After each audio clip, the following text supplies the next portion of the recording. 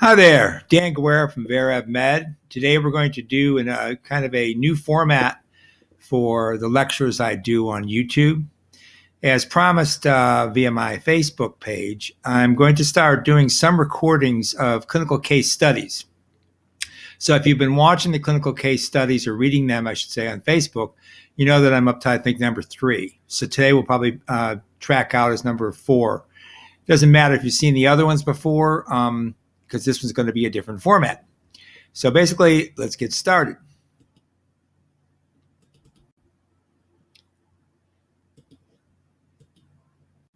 Okay, so I guess this is going to be case number 3. Clinical case studies are often performed and offered in medical schools, but also in other higher education systems such as graduate schools, veterinary medicine schools, even pharmaceutical sciences backgrounds. What these serve to do is to bring real case studies to the fore so that students can study from them and try to test their ability to interrogate data in terms of presentation of, let's say, a patient in an office, history of that patient, and then maybe a workup of their blood chemistry, and be able to come to a diagnosis, and then based on that diagnosis, generate further tests, and from those further tests, look for treatment, and then from the treatment, of course, look for cure or resolution of the pathophysiology. So that's the basic thing when we talk about when we say clinical case studies. Now, I've been writing these de novo, that is out of whole cloth, for about 6 years now for medical school I've worked for. And what I was doing basically is taking topics in medical biochemistry and clinical biochemistry and then converting those topics into clinical case studies, so that you will discover when you go through the case what is the underlying biochemical pathology. And in so doing, you learn something about the biochemical pathway, you learn something about human physiology and human pathophysiology. Excuse me. So that's how these things are designed. So everything that I present to you and what I put on Facebook as well are things that I've composed. So that means that the actual client is fictitious, but the setting is made as real as possible. And of course, the underlying biochemical lesions are directly associated with what I know and what we know about clinical biochemistry and the underlying causes of various diseases. So let's just get started. So now you have that background. This first picture here, I told you that I will comment when I give pictures when appropriate. This is actually one I took. My hobby is woodcutting. And so this is the Clearwater National Forest in the Great American Northwest. And so what I do with the wood is I heat the house with it. All right, so this is top of Pikes Peak. You've seen some of these other images in previous talks. So what we're going to do today is we're going to give a clinical case study, and the topic is going to be diabetes and obesity. So this could be anything. This could be on, bacterial disease or a viral disease. It could be on post-surgical examination after, let's say, heart surgery. It could be any number of things for a case study, right? So today I'm just doing one that I think is kind of a topic that a lot of people are interested in: type 2 diabetes, common disease, and of course obesity. We are in the middle of an obesity epidemic in the United States and in fact worldwide. Now, the other thing, the twist I put in this is that I'm going to present to you a case of misdiagnosis. So yes, that's right. Everybody is fallible and people can make mistakes in diagnosis, particularly when the presentation and the signs and symptoms of a disorder, as revealed after discussing it with a patient, can look like any number of diseases or maladies, and only one of them likely is the actual cause. So misdiagnoses do happen. That's why medical doctors have what is called differential diagnoses, which means that they try to come up with several different possible scenarios of what could be wrong with their patient.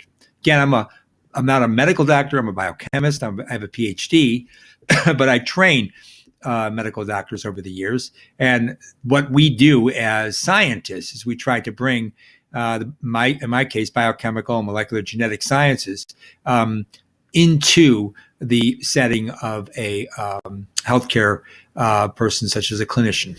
Okay, so that's basically what we're doing here. Okay, so let's start out. This would be as if you were looking at a real case. What's the history and preliminary?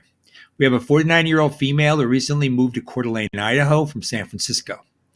She was referred to the Kootenai Health Clinic for a general examination as part of her job, and she is an air traffic controller for Spokane International Airport, which is, of course, in Spokane, just over the border from Coeur d'Alene.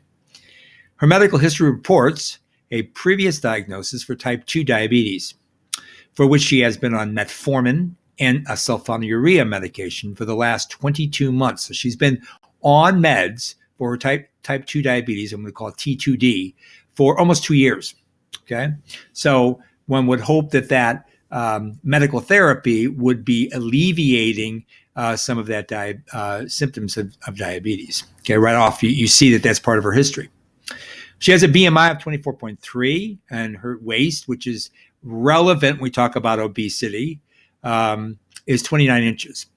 So normal BMI, normal, of course, in huge quotation marks, is between 18.5 and 24.9. So she falls somewhere at the higher end of normal. But judging from the overall characteristics I've given you here, you shouldn't be thinking about a person that presents themselves as an overweight, certainly not obese, but not even an overweight middle-aged woman. Okay.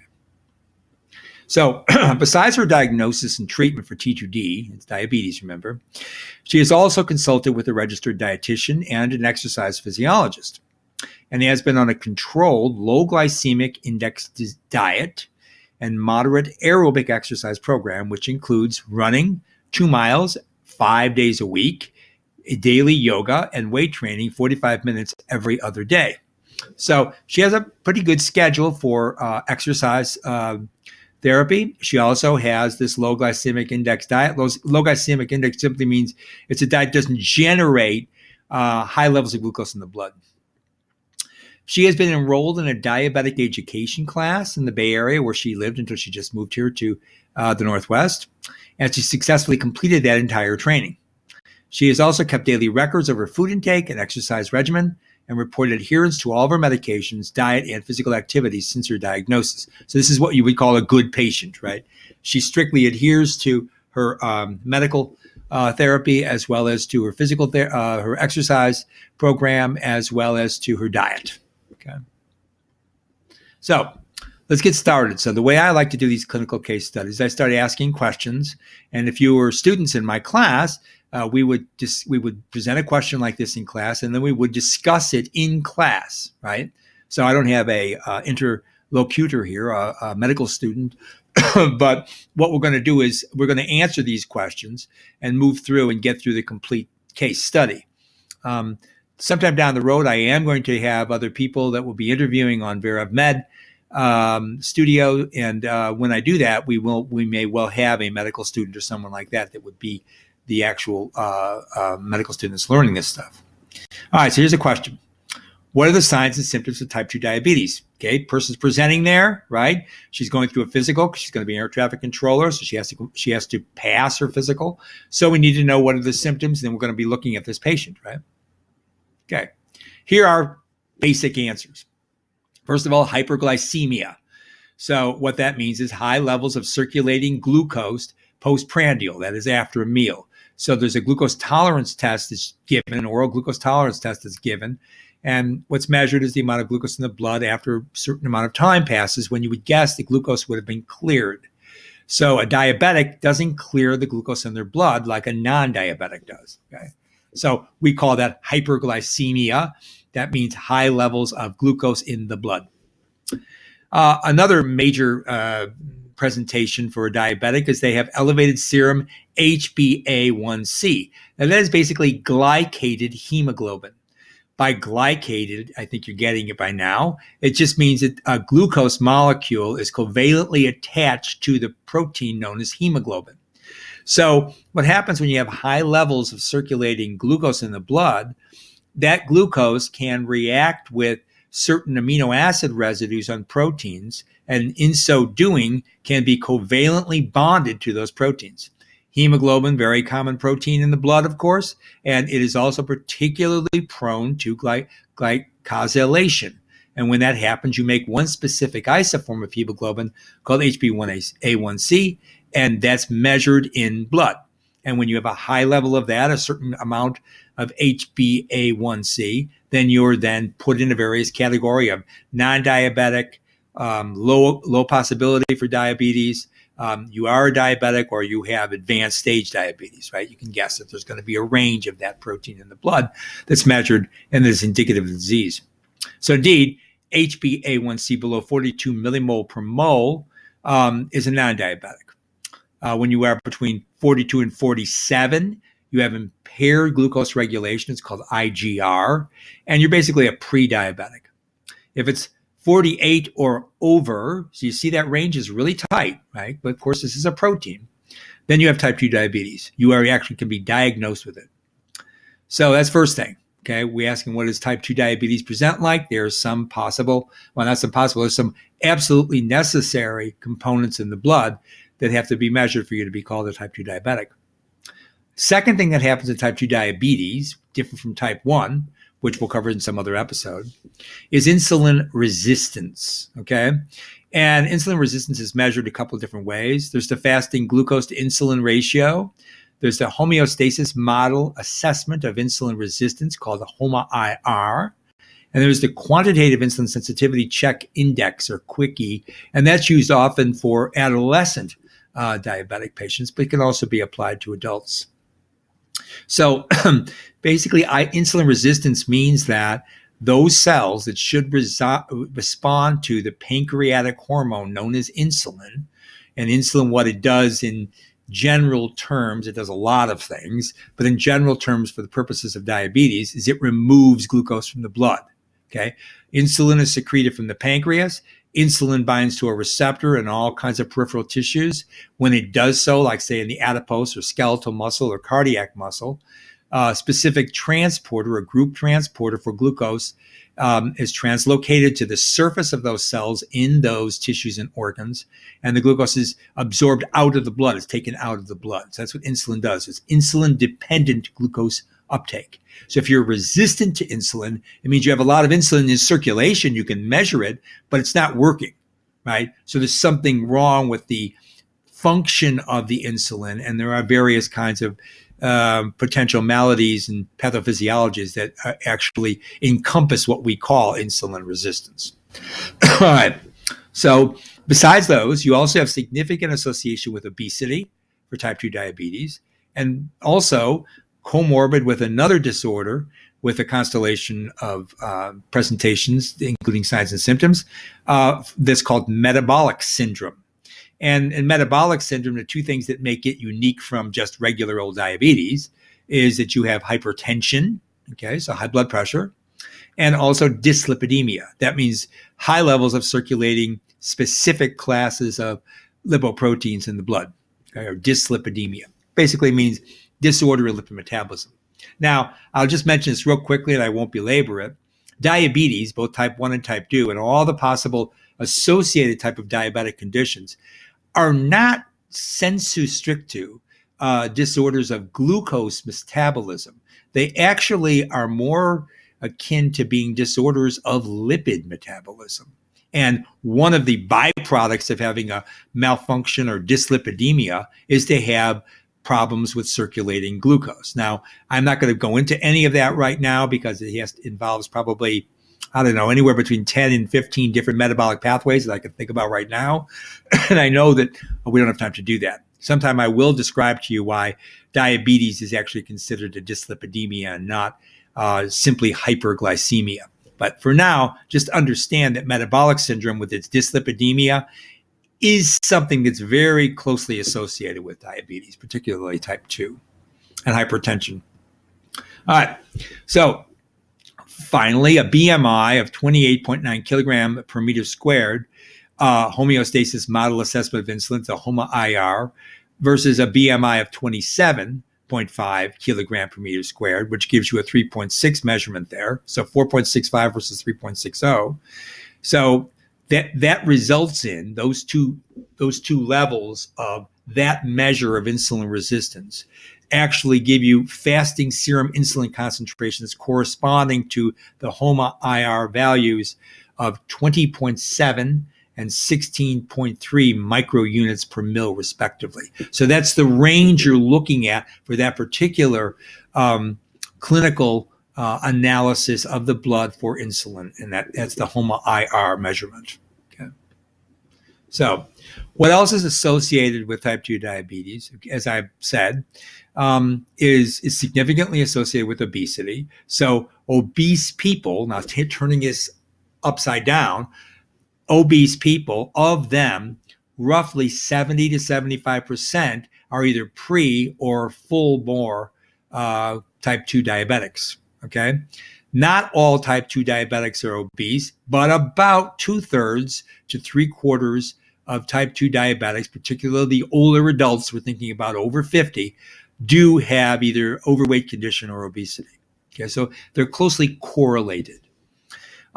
Metabolic syndrome, likewise, it's a very common comorbidity, and so those are all things that are part of the constellation of what we think about. Okay, so that was all about type 2 diabetes. Second question: what is the role of insulin in glucose metabolism? Okay, I've already sort of introduced this, but let me go into more detail. High circulating glucose is the stimulus for insulin release as it enters the beta cells of the pancreas, and then move passively through a particular type of glucose transporter called GLUT2. Glucose then triggers a cascade of events that results in exocytosis of vesicles, which contain the peptide hormone insulin. After secretion from the pancreas, the insulin binds to its receptor. Now it's into the blood, it's in circulation. And only on those cells that are so-called insulin sensitive, which means they have a receptor, which is going to bind to the ligand insulin. And what that does in those cells, like in skeletal muscle and in adipose, is it's going to trigger glucose uptake through another kind of glucose transporter called GLUT4. So I've covered this in other lectures, how GLUT4 works and how the whole insulin signal transduction cascade results in GLUT4 translocation to the plasma membrane of those cells. So we'll talk about it now, but just the sentence I said should be sufficient. So neurons and erythrocytes, if you wonder how they take up glucose, use something called GLUT1. GLUT1 is a bulk glucose transporter, but doesn't require insulin. So it doesn't matter if there's insulin, a certain level of insulin circulating. Neurons and erythrocytes are going to take up glucose irregardless of insulin concentrations. Okay. Heart, adipose, and skeletal muscle do require insulin, as I've talked previously in a rather lengthy VerEvMed lecture on heart failure. And they activate GLUT4 transporters. Okay. So heart, adipose, and skeletal muscle are what we're talking about here for glucose uptake via insulin sensitivity. Activated glucose transporters translocate to the cell membrane, as I said, and they facilitate glucose diffusion into the cell. Insulin also enhances lots of other things, protein synthesis. In turn, also inhibits de novo glucose synthesis. Particularly, that's where it occurs most is in the liver, the hepatic gluconeogenesis, we call it. Insulin also enhances fat deposition in the adipose, and it induces, in fact, lipogenesis from carbohydrate and amino acids in adipose tissue and in other tissues as well.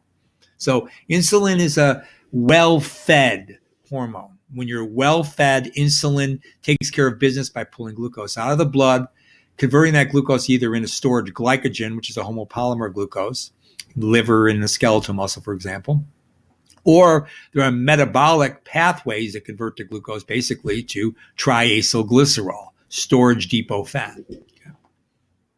And insulin's involved in all that. So, third question: what occurs in type 2 diabetes? As opposed to type 1, type 2 diabetes is far more common, and it's often linked, as I said, to about 80% to obesity. T2D involves insulin resistance, and in later stages of the disease, eventually, you actually get beta cell destruction and dysfunction. And that leads to a relative lack of insulin. That's why sometimes type 2 diabetics do indeed take insulin.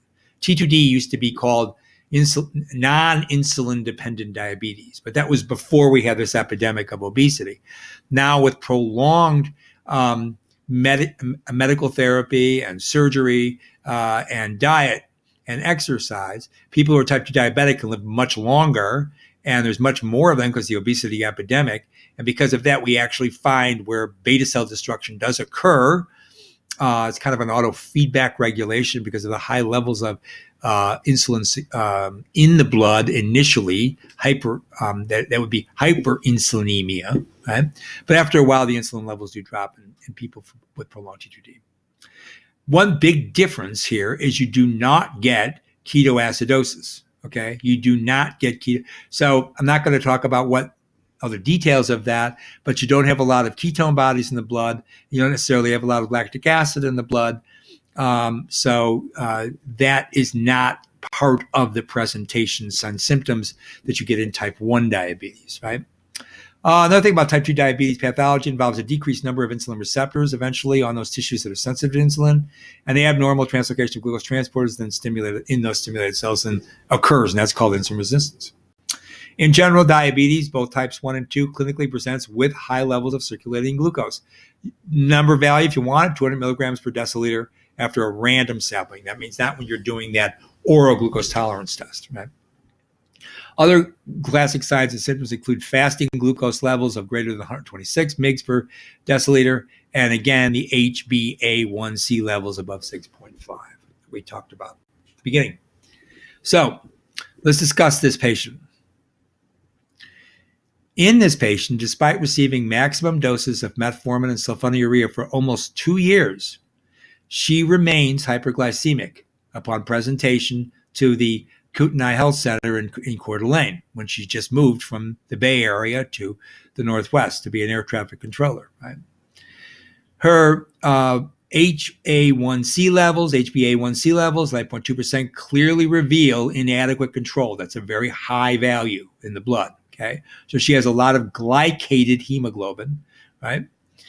Upon examination, the patient has a BMI of 24.3 and her waist is 29 inches. Again, this is remarkable in that she is not obese, right? She's probably, if you would call normal body type, or maybe even a little bit on the thin side, right? So she doesn't have a lot of visceral fat, a lot of adipose around the midline, small waistline, and her BMI is relatively low.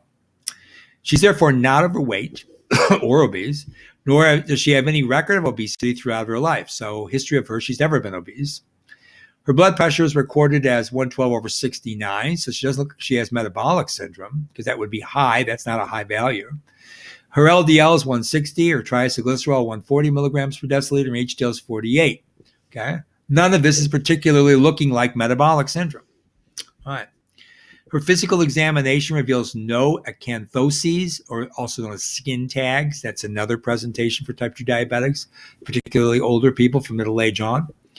However, she was already manifesting background retinopathy. That's yet another comorbidity for type 2 diabetes, and microaneurysms, which reduced deep tendon reflexes of her lower extremities. Okay, these are all comorbidities of someone who is suffering from type 2 diabetes. Remember, she has been diagnosed with it, right?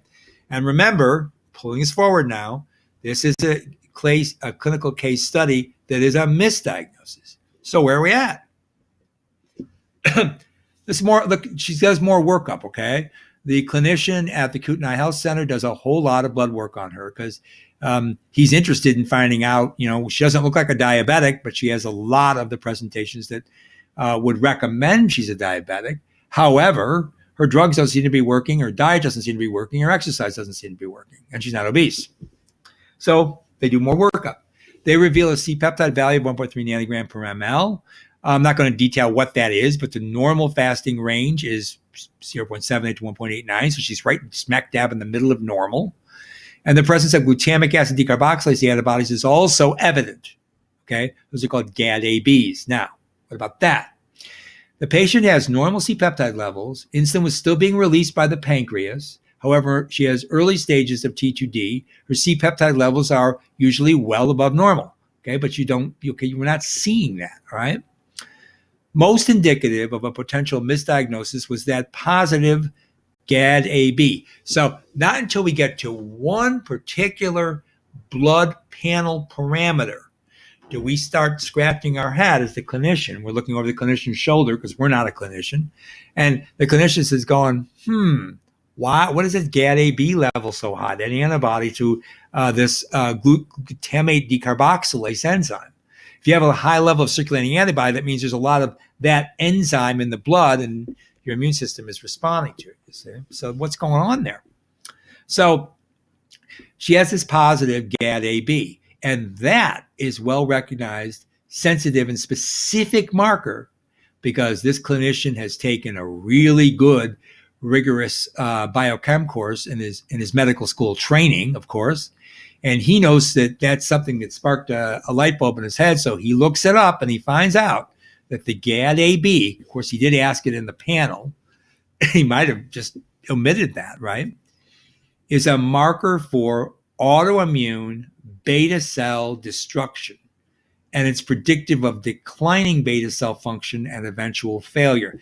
That is different than what we're talking about with the natural chronic slow degradation of the beta cell that you get with type 2 diabetes, or the rapid autoimmune destruction of the beta cell that you get with type 1. So this is a different flavor of a diabetic phenomenon, okay? Autoimmune beta cell destruction. So let's put this all together. The absence of obesity and or metabolic syndrome, so she shows none of this, lack of acanthoses, or those are skin tags, relatively normal TAG and HDL levels, okay, so she's not dyslipidemic, early presence of this microvascular complication, and the inability to achieve, after all of the drugs she's taken, the sulfonylureas and the metformin for almost 2 years, she can't achieve optimal glycemic control despite maximum doses of these hypoglycemic agents. This clinician then decides, probably after talking to other physicians in the clinic, because you don't normally want to overturn a diagnosis, right? Certainly not in a frivolous way. He wants to reconsider the diagnosis. So in the end, what does he figure out with my little clinical case study here? In all probability, this patient, this 49-year-old woman from San Francisco, had latent autoimmune diabetes of adulthood. Yes, that is a disease known as the acronym LADA or LADA. LADA is a slowly progressive form of type 1 diabetes because you got that beta cell destruction, but it's a very slow progression, right? So they don't become insulin dependent, you understand? But it's typical misdiagnosis for type 2 diabetes, right? Because it has a lot of the signs and symptoms.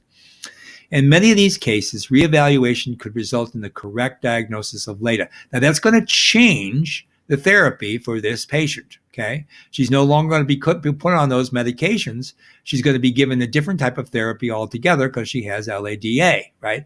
Probably going to go into some kind of immunotherapy, right? Because this is an immune disease.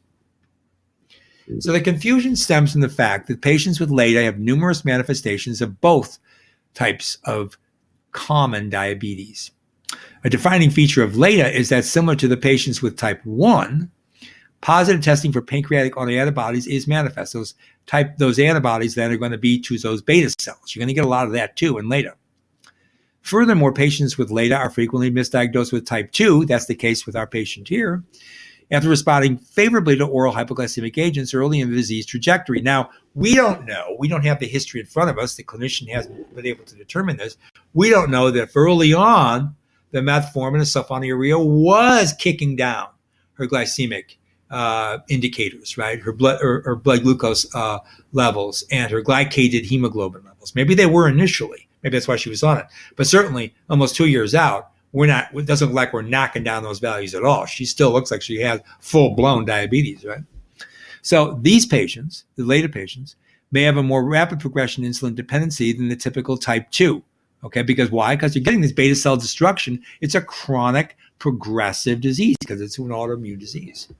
And that's in spite of maximum therapy with oral meds and optimal lifestyle behaviors. So what we're saying here is that maybe the reason the glycemic the blood glucose lowering drugs that she was taking weren't working is because it's the wrong drug for the disease she has, right? She's starting to decrease her circulating insulin levels because she's getting beta cell destruction.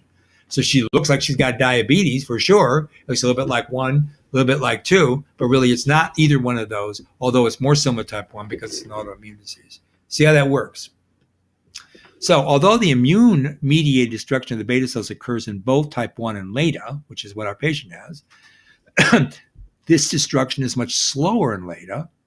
The reduced rate of beta cell destruction results in later stages of onset of what would look like type 1, and only a gradual progression towards insulin dependency. So this patient is also going to be a really good candidate for regular insulin therapy, right? Perhaps also on immune therapies counteracting that autoimmune disorder. So this case is a good example of misdiagnosis due to an all too common cognitive error among clinicians. So guess what? When you misdiagnose, we have a lot of criterion that we can dissect what kind of misdiagnosis has happened, okay? So that's how I want to end this, because this is, I think, really interesting. It was really interesting to me. When I first wrote this, as I was writing, I wanted to do a misdiagnosis. And so it took me a while to figure out what kind of numbers I needed to put in there and all that to try to stump the medical students a little bit. And it did. Because remember, I didn't give them the answers. They had to come up with all these answers. These are my answers, right, that I'm presenting to you on this talk. So I've already, solved the issue for you, right? So spoiler alert, I did the whole thing in front of you, but the students weren't given that information, right? So anyway, when that initial clinical diagnosis occurred in the Bay Area, when they thought it was type 2 diabetes, that kind of mistake can be called a common cognitive error from the clinician. And that's known as an error of anchoring. Anchoring, okay? There's different types of errors. So now I'm going to take you through common errors. Okay. Anchoring occurs when a specific pattern or cluster of signs, or I call them constellation, and signs and symptoms generate dogmatic and narrow diagnoses. Okay, dogmatic and narrow. So anchoring means you're throwing the anchor out and you're saying, aha, I know what this is, right? And you're not going to look at anything else. I've made the ship stop. I've thrown the anchor out and I'm just mooring my boat right here in the harbor. And the mooring of the boat in the harbor is a metaphor for, I'm going to call this type 2 diabetes, which is, as we just found out, is a misdiagnosis. 2 years on, right? So that leads, that anchoring, right, cognitive error leads to a failure in calling for more tests, thus anchoring the clinician to one diagnosis. So that's called the error of anchoring. Other forms of cognitive clinician error are availability and attribution. So let's take a look at some types of cognitive error in more detail, and then we'll be done. So here's a cognitive error rubric. This doesn't just involve clinicians. This has to do when we make mistakes in general. Okay, and you can then modify this when you can think about whatever your walk of life is. If you're a lawyer, if you're a medical doctor, if you're a scientist, if you are a plumber, if you're an electrician, or if you're a carpenter, if you're a businesswoman who sells insurance, all of these kinds of different walks of life, you can make cognitive errors, right? Those cognitive errors are errors basically of judgment. So let's take a look. So cognitive errors classified as those involving faulty assessment of pretest probability. This is more of a clinical verbiage, but I think you get the point. You're overestimating or underestimating a disease likelihood. Okay, that's a cognitive type of error. So this isn't a specific error of anchoring. These are general rubrics, right? Or a failure to seriously consider all the relevant possibilities. And that then falls under the purview of the differential diagnosis, right? So again, these are medical terms, but I want you to extrapolate that to whatever your walk of life is. So a faulty assessment or a failure to consider, right? Those are two general rubrics of cognitive errors. Both types of errors can result in improper testing. That is, you don't go any further. You don't say, well, I've got this plumbing problem under the sink. I think it has to do with this elbow tube, this elbow fixture, because every time I've looked at one of these, it's always the elbow fixture that's clogged up with, let's say, hair, right? But guess what? Maybe that's not what's wrong. Maybe there's something like there's some pressure building up from underneath. Maybe the water table is rising, and you get a very similar phenotype, right? So that's what we're talking about here. Sorry about the microphone. Okay. So you either don't do the right tests, or you do too much or too little of a different kind of test. It's not going to have an effect. So that's how you come up with these errors. So let's go through this. Now, I pulled this from a website from Merck, and you can see that website there. That's the link. You can get all the information you need, much more than I'm giving here. Here are the kind of errors. Availability error occurs when clinicians fail to account for prior probability of a disease because of personal experience, okay? So you're available, you see this, you say, well, I've not seen any of these other things that have not been made available to me. So because of the prior probability of a disease not presenting itself, I don't think it's there. Second type is representation error. Occurs when clinicians judge the probability of disease based on how closely the patient's findings fit classic manifestations of a disease, without taking into account, for example, disease prevalence. So in other words, let's say you did have, out of 100 patients you see that have a constellation of symptoms that our patient had, probably 99 of them are going to have type 2 diabetes. But let's say you're the type of clinician that's going to say, oh, no, I think this patient has LATA. Well, chances of them having it might be 100 to 1, right? So that would be a representation error, right? So you're not taking into account the very low prevalence of that disease, particularly, let's say, in that cohort of people, let's say females middle age, right? Or sometimes these diseases segregate not just according to gender, but according to age, as I said, and also sometimes race, sometimes economic background, sometimes even where you live, geographical location, ethnicity, all these things that you probably you are aware of. Third type of error, premature closure, very common. Clinicians make a quick diagnosis. They want to, it's 5 o'clock. They want to go out and do their afternoon run. They say, well, they've got this patient. She doesn't look that bad off. Looks like she's got all the symptoms and signs. It must be type 2 diabetes. Yeah, she's not obese, but hey, there are type 2 diabetics that are not obese. So whatever. Okay. So premature closure, that's often based on pattern recognition. So again, you get this constellation, this pattern. You say, well, I'm not going to do anything else. I'm just going to go quick to the chase. I'm going to make an abrupt decision. Okay, I'm going to make my conclusion without considering the validity of my premises, right? Carrying out logical dialectic. The validity of my premises don't matter. I'm just jumping to the conclusion. Basically what that is. Fourth is the anchoring. We're classifying the initial clinician's mistake, misdiagnosis, is an anchoring one for our talk here. And that's when clinicians steadfastly cling to an initial impression, even as conflicting and contradictory data accumulate.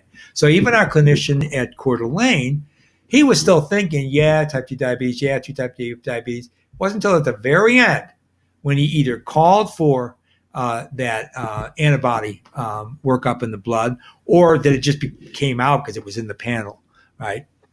And then it was later on when he finally decided that, oh boy, this is a LATA disorder and not a type 2 diabetes. Okay. Now, we'll continue because I like to be thorough and finish them all. Confirmation bias occurs when clinicians selectively accept clinical data that support a desired hypothesis, ignore the data that do not. So we could call that cherry picking, right? So you got all this different data, but I don't want that data. Maybe that result isn't quite right. So I'm only going to look at data that seems to fit what I want to say, right? So you can see there's a lot of kind of like overlap in all these different cognitive errors. But you can also, hopefully see the specific differentiation of these errors. Seeing that helps your mind get right about reasoning through judgments. If judgments, say, as a clinician for diagnosis, or judgments in any other walk of life you may have. Okay, finally, attribution errors. They involve negative stereotypes that lead clinicians to ignore or minimize the possibility of serious disease. So maybe they have a patient that they think is a hypochondriac. He's always in there complaining about his elbow, and he's always complaining about his backside. He's always complaining he's got a headache. So, I'm not going to give this patient any drugs. I'm not going to refer this patient to some other kind of specialist, because they're in an HMO. They need that kind of referral. I'm just going to stick with what I think. It's a negative stereotype. These people's always complaining. I'm just going to tell them, come back in 6 months and we'll see how you're doing, right? So that's an attribution error, and that can be fatal. right? And a doctor can get sued for something like, actually a doctor can be sued for any of these errors because they're misdiagnoses. So keep that in mind too. Finally, an affective error. Affect means it has to do with what? Emotions. Affective error involves avoiding unpleasant but necessary tests or examinations because maybe you're fond or sympathetic to the patient. Maybe it's a young child and you don't want to do, say, a biopsy, right? You don't want to do a spinal tap. Who would want to do that to anybody, but certainly not to someone that you feel particularly sympathetic for. But maybe that's what's called for. So you got to be careful about affective error because it can be just as lethal if you make that error. If you have to do the test and you think, given how you govern your understanding of the diagnosis, then you should do the test. Right? You should order it. So what's a solution then to cognitive errors? We just described them in some detail. I gave you the hyperlinks. You can go look it up and read the whole Merck report on it. First of all, these are my suggestions. Avoid heuristics. Heuristics are what? They're thumbnail images of what's going on. Like, oh, well, I don't need to think of all the detail here. I can just look this up on my phone. I think that's what this is. Well, that's the problem with internet solutions, right? It's a problem with having any of these kinds of things available online. It's a heuristic. It's a thumbnail, right? It's like, well, it's this and this and this and this. And here, given these circumstances, I'm going to come to the conclusion it's just one answer, right? So avoid heuristics. Avoid those kind of sitting on the armchair and making huge philosophical mistakes about the world outside, okay? Armchair sort of reasoning. Avoid that. Second big thing, and I'm real big on this, avoid algorithms and machine learning. Unfortunately, this is becoming the most common way that clinicians are dealing with diagnoses. Algorithms are written not by the clinician, but by some other governing agency. Those algorithms are built into diagnoses that the clinician in the examination room goes to when she opens up her computer.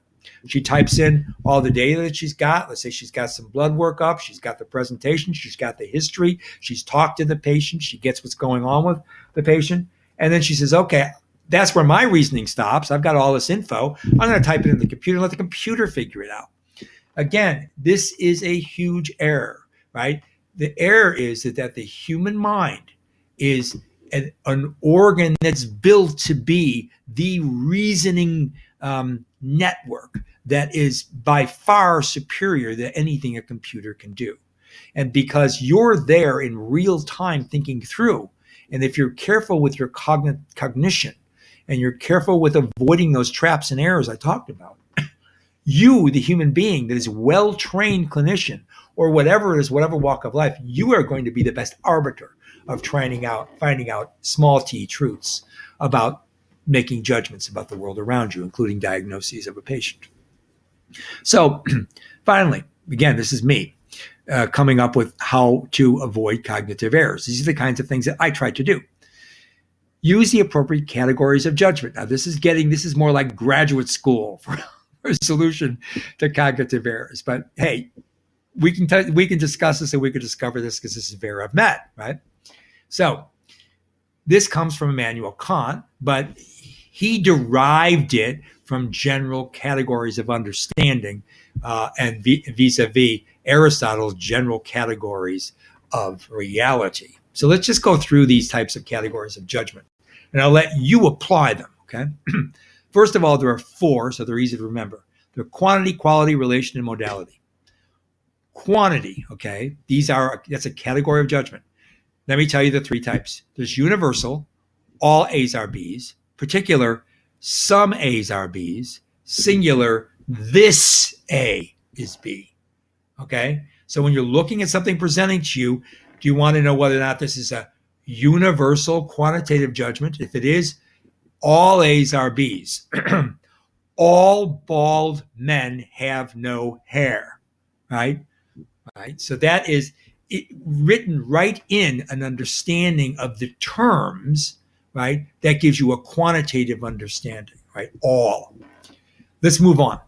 Quality, right? Quality, again, another category of judgment. You have the affirmative, A's are B's. Just saying A's are B's. You're just affirming that an A is always a B. Negative, no A's are B's.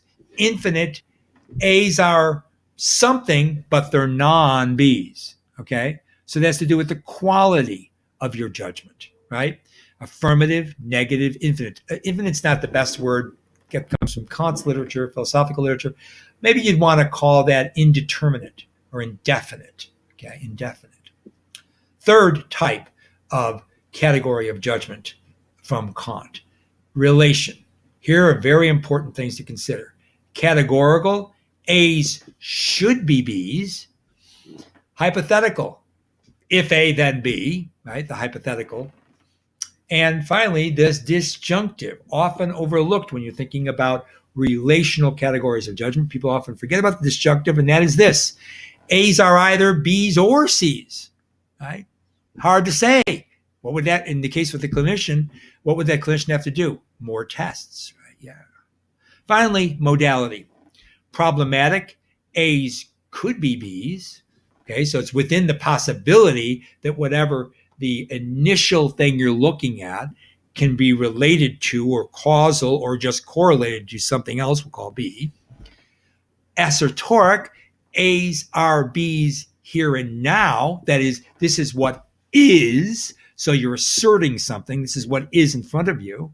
Now that's distinct from apodictic, which is A's must be B's. That means necessarily that when you have A, it is B. Okay, that's an apodictic judgment.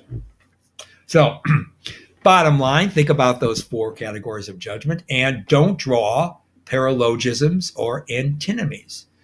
What is a paralogism? It's Latin. It means beyond the logic, paralogism, right?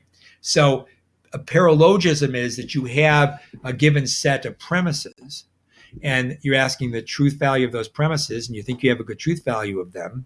And then from those premises, you're going to objectify a conclusion, okay? But if you objectify a conclusion that is not warranted by the premises, that's paralogism.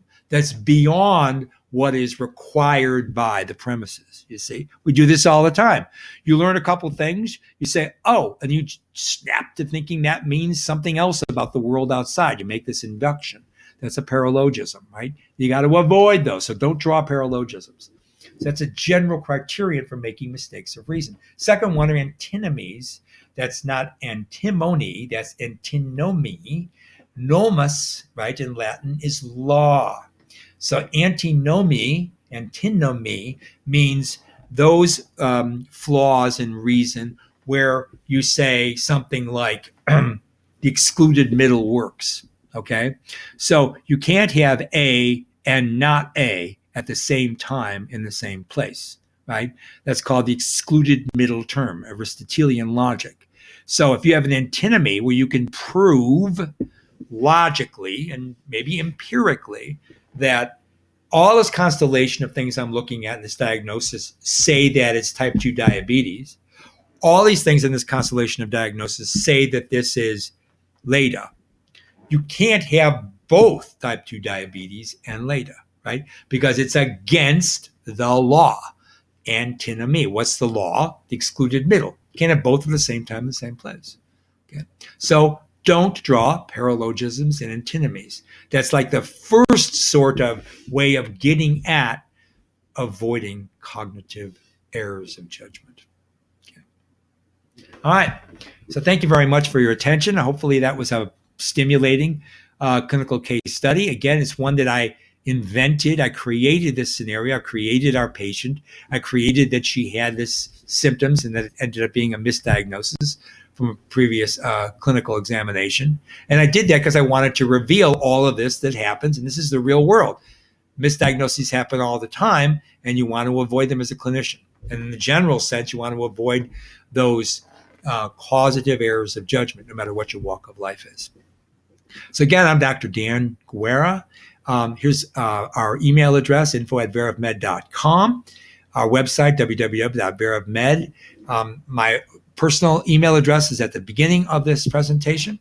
And remember that what VerEvMed is, we are scientists verifying published evidence in medical biosciences. So we are scientists. We're not medical doctors. We're looking at the scientific literature, the published scientific literature, and we're not just using it as evidence pro forma. We're trying to verify that as we're trying to work through that evidence, given the whole group of all the other evidences out there, and verify that or try to find some truth or veritas in it so that we can present that then to our clients.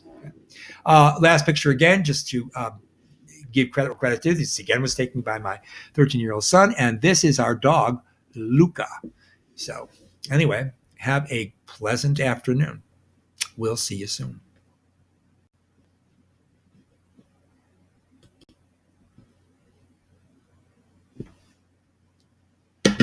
Bye for now.